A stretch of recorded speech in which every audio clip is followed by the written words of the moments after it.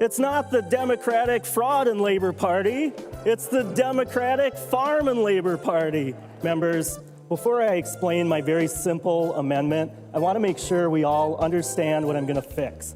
So in the omnibus bill, there's House File 3499. This bill dramatically restricts the length of trains that are allowed to operate in our state.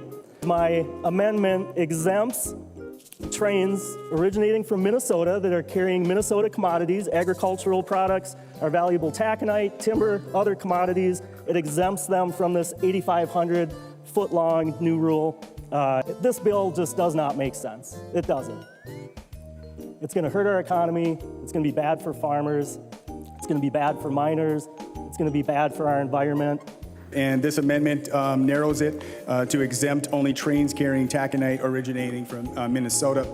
Representative Lislegard, I really appreciate you bringing this amendment. I really do. I really appreciate you validating the damage that the underlying bill will do to groups that are trying to transport commodities around Minnesota. The only flaw in your amendment to my amendment is that you aborted the farmers. And it's crazy. I don't know if this side realizes it. It's in your team name.